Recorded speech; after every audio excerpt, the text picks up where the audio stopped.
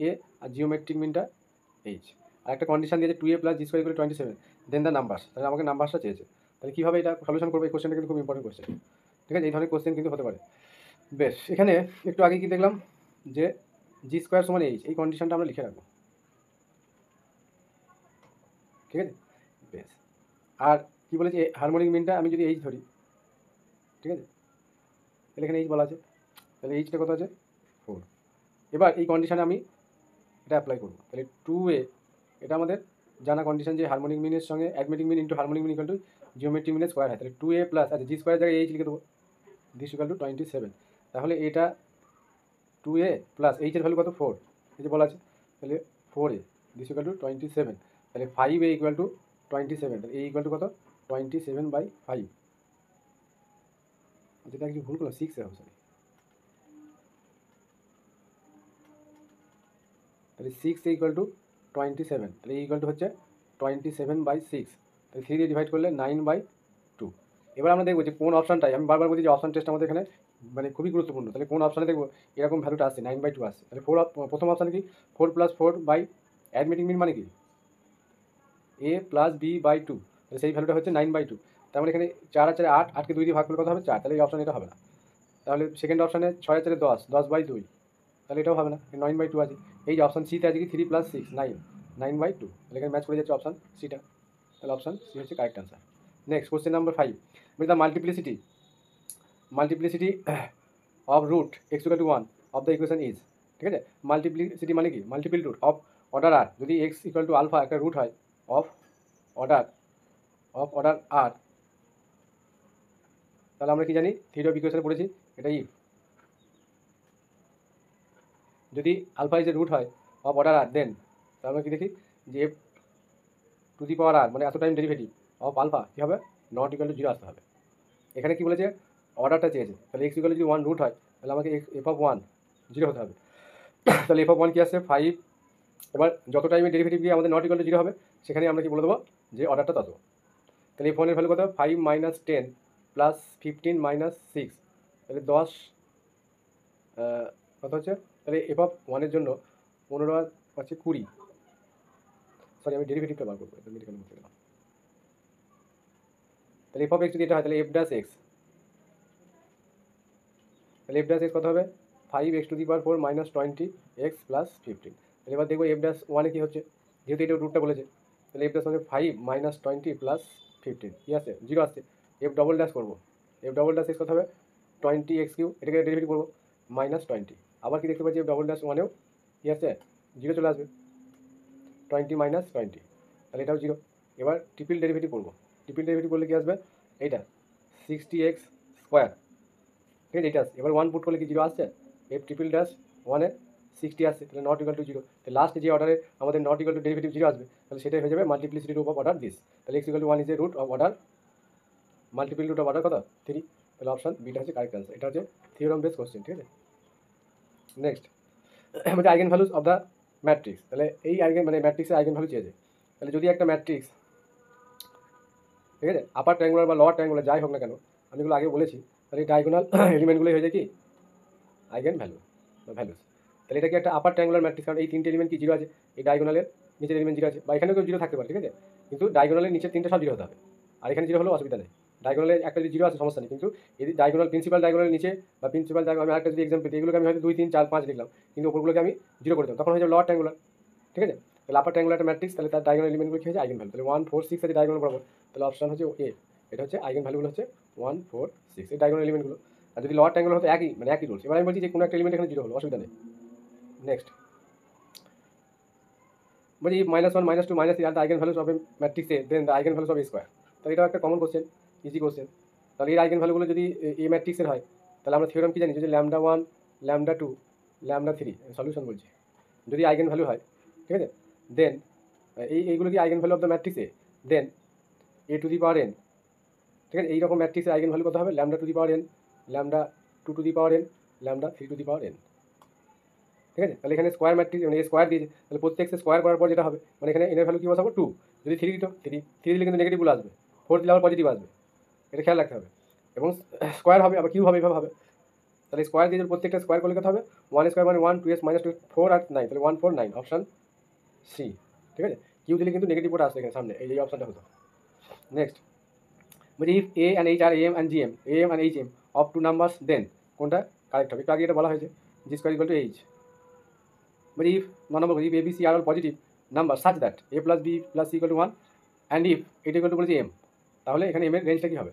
তাহলে এটা ট্রিক্স দিয়ে ইজিলি করা যাবে, আর থিওরিটিক্যাল বা ম্যাথামেটিক্যালি করতে গেলে কিন্তু টাইম লাগবে। তাহলে এই কোশ্চেন কীভাবে সলিউশন করবো, এর সলিউশন মেথডটা আমি ইনইকুয়ালিটিতে বলেছি যে এ বি সি আমাদের পজিটিভ নিতে বলেছে, কিন্তু নট ডিফারেন্ট নিতে হবে সেরকম কিছু কন্ডিশন কিন্তু বলে না। তাহলে আমি প্রত্যেকটা ইকুয়াল নিলাম, তাহলে এখানে যদি বসা এ বি সি, তাহলে এ প্লাস এ ইকুয়াল টু 1, তাহলে 3a ইকুয়াল টু 1, তাহলে এর ভ্যালু কত হবে 1/3। এবার আমি যদি এখানে বসাই তাহলে 1/3, তারপর আবার নিচে 1/1/3, তাহলে 3 - 1, 3 - 1, 3 - 1, দিস ইকুয়াল টু কত হচ্ছে 2 2 2 ইকুয়াল টু 8। তাহলে 8 ইজিলি বেরিয়ে যাচ্ছে। তাহলে এখানে যে অপশানগুলো আছে যে 4 থেকে 6 এর মধ্যে এটা হবে না, কারণ ভ্যালুটা 8 বেরিয়েছে। তাহলে এই অপশানটা কত আছে, এটা এম এর ভ্যালু, এটা এম লিখতে হবে। 4 থেকে 6 এর মধ্যে বলছে, তাহলে এটাও হবে না।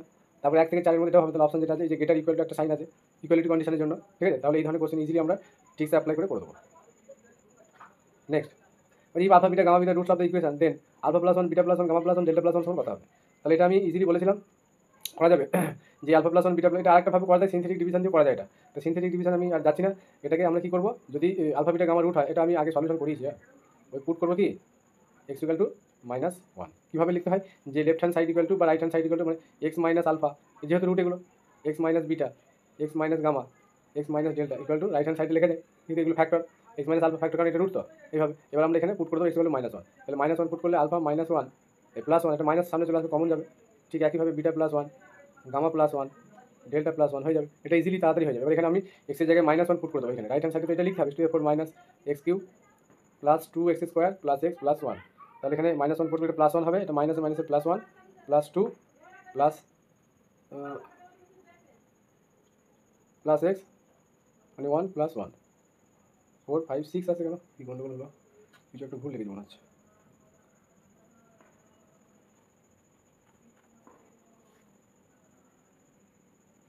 একটা ভুল লেখা হয়েছে মনে হচ্ছে, ইকুয়েশনটা মানে ভুল লিখেছে, দেখে নিচ্ছি।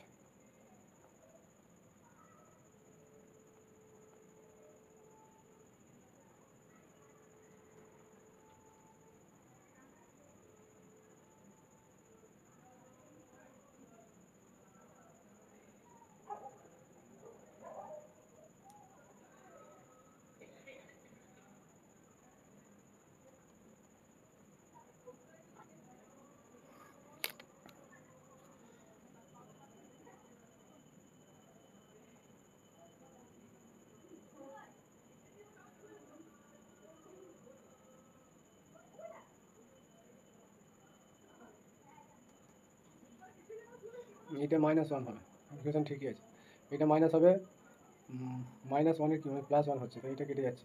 ঠিক আছে, তাহলে কত আসছে 4। ঠিক আছে, ইকুয়েশন ঠিক আছে, এখানে বলেছিল, তাহলে অপশান বি হচ্ছে কারেক্ট। নেক্সট এই কোশ্চেনটা ভালো কোশ্চেন, এটা টিক্স দিয়ে করা যাবে, কনসেপ্টের কোশ্চেন। ঠিক আছে, কনসেপ্ট না থাকলে টিক্স অ্যাপ্লাই করা যায় না, পারবেও না সে।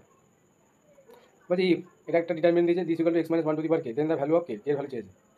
তাহলে x এর এখানে x এর ভ্যালু চাইলে k এর ভ্যালু চেয়েছে। এবার এখানে কনসেপ্টের জায়গাটা বলি যে আমাদের এই ডিটারমিনেন্টটা ফাইন্ড করে একটা কিউবিক ইকুয়েশন পাবো, কী পাবো, কিউবিক ইকুয়েশন। সেই কিউবিক ইকুয়েশনে কীভাবে লিখছে x - 1 to the power k। ঠিক আছে, k এর ভ্যালুটা চেয়েছে, কিন্তু এখানে কিন্তু আর কোনো ফ্যাক্টর দেয় না, তার মানে এটা ক্যালকুলেশন করে যেটা আসবে এরকম ফর্ম্যাটই আসবে, বুঝতে পারলাম, এই ফর্ম্যাটই আসবে কিন্তু। এবার x এর ভ্যালু যদি আমি এখানে সাপোজ আমি 1 পুট করে দিই, তাহলে কী হয়ে যাবে ডিটারমিনেন্টটা, এটা কত আসবে 2 + 1 3 3 3 1 3 3 1, তারপরে 3 3 1 আবার 3 3 1, তাহলে একটা কি এমন একটা ডিটারমিনেন্ট হলো কি, এটা প্রতিটা রো এবং কলম ইকুয়াল হয়ে যাচ্ছে, তার মানে এই ভ্যালুটা কি আসবে 0 আসবে। তাহলে এখানে 0 হওয়ার জন্য কী কন্ডিশন, x এর ভ্যালু 1, x এর ভ্যালু 1 এর জন্য আমাদের কী আছে 0, ডান দিকটা স্যাটিসফাই করছে, বাঁ দিকটা স্যাটিসফাই করছে, বেশ। এইবার স্যাটিসফাই যেহেতু করে যাচ্ছে, আর এখানে তো আর কোনো ফ্যাক্টর দেওয়া নেই, ভালো করে বুঝতে হবে ব্যাপারটা। এইবার তাহলে এখানে 0 টু দি পাওয়ার k হচ্ছে এরকম একটা ব্যাপার আসছে, তাহলে k এর ভ্যালুটা কী হবে, তাহলে k এর ভ্যালু তো এখানে 1 2 3 যা কিছু হতে পারে, হবে না কিন্তু, কারণ একটা কিউবিক ইকুয়েশনকে আমরা যদি এই ফর্ম্যাটে বলে রাইট হ্যান্ড সাইডটা হয়, তাহলে আমাকে এই ফর্ম্যাটেই রাখতে হবে, তার মানে ডিগ্রিটা কত, k এর ভ্যালু 3 আসতে হবে। ঠিক আছে, এটা বুঝতে হবে। তাহলে এখানে ট্রিক্স অ্যাপ্লাই করে বা কনসেপ্ট লাগিয়ে এটা অ্যান্সারটা হয়ে গেল। নেক্সট এবার বলছি -2 x <7 then the maximum value of this, এটাও ম্যাক্সিমাম মিনিমাম কিন্তু ইনইকুয়ালিটি কন্ডিশন এখানে কাজে লাগিয়ে সলিউশনটা করা যাবে। এখানে যে কন্ডিশনটা দিয়ে যেটাকে কাজে লাগবে, তার মানে এক্স কী হচ্ছে গ্রেটার দেন -2, তার মানে এক্স প্লাস 2 কি গ্রেটার দেন 0, এটা একটা হলো। আবার কি এক্স -7 কি আমরা লিখতে পারি লেস দেন 0, এই কন্ডিশন অনুযায়ী। তার মানে ঘুরিয়ে নিচ্ছে এটাকে, যেহেতু এখানে এইভাবে আছে, তাহলে 7 - x কি লিখতে পারি গ্রেটার দেন 0। তাহলে দুটো পজিটিভ নাম্বার পেয়ে গেলাম, এই একটা এই একটা। এবার আমরা ফর্মুলা অ্যাপ্লাই করবো, এম মানে ওয়েটেড অ্যারিথমেটিক মিন কী হয় greater than weighted geometric mean, এটাকে আমরা অ্যাপ্লাই করবো। তাহলে এটা অ্যাপ্লাই করলে আমরা ইজিলি সলিউশনটা পেয়ে যাবো। তাহলে এখানে আমাদের নাম্বার দুটো চুজ করতে হবে এমনভাবে যাতে করে এরকম কন্ডিশনটা আসে। তাহলে এখানে আমরা ওইটা অ্যাপ্লাই করলে এটা লেন্দি হয়ে যাবে, তো আমি আর এটা করছি না, হ্যাঁ এটা তোমরা করে নেবে, আমি অ্যান্সারটা বলে দিচ্ছি। এই কোয়েশ্চেনটা একটু এইভাবেই করতে হবে, তাছাড়া কোনো উপায় নেই, এই কন্ডিশনটা কাজে লাগে। মানে আলটিমেট এটা চলে আসবে, হ্যাঁ এটা চলে আসবে, একটুখানি প্র্যাকটিস থাকলে হয়ে যাবে, সামান্য একটু প্র্যাকটিসের দরকার।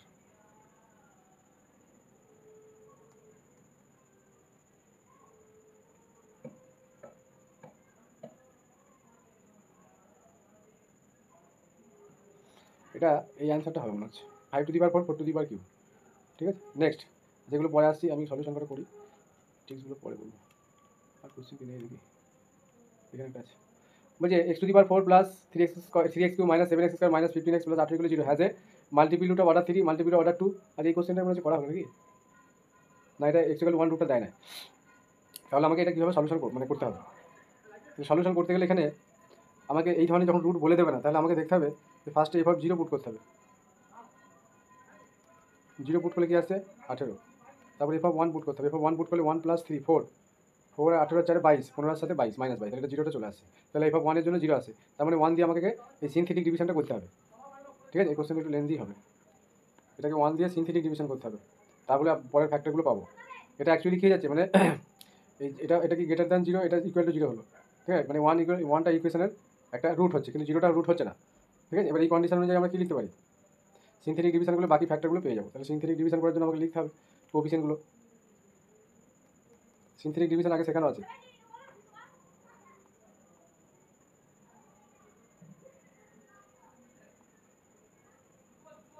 ডিভিশনটা আমাকে করতে হবে, কিছু করার নেই। তাহলে 1 এই যে কোএফিসিয়েন্ট 1 3 -7 -15 আর জায়গায় নাই। তাহলে এটা সিনথেটিক ডিভিশন করলে যেটা হবে অ্যান্সারটা আসবে যে এগুলো কোনো মাল্টিপিল রুট হবে না, মানে প্রত্যেকটা ফ্যাক্টর ডিফারেন্ট আসবে। একটা x+3 হয়তো আসবে, আর একটা x+1 আসবে, তাহলে কোনো প্রত্যেকটা রুট তো ডিস্টিংক্ট চলে আসছে, ঠিক আছে। তাহলে মাল্টিপিল রুট এখানে আসবে না, 2 মাল্টিপিল রুট অর্ডার 2 এটা হবে না, মাল্টিপিল অর্ডার 2 এটাও হবে না, তারপরে নো মাল্টিপিল রুট, তাহলে এটা অপশানটা এটা হবে। কোনো মাল্টিপিল রুট নেই, প্রত্যেকটা ডিফারেন্ট আসছে। মাল্টিপিল রুট মানে হচ্ছে যে একই রুট রিপিট করবে, ঠিক আছে।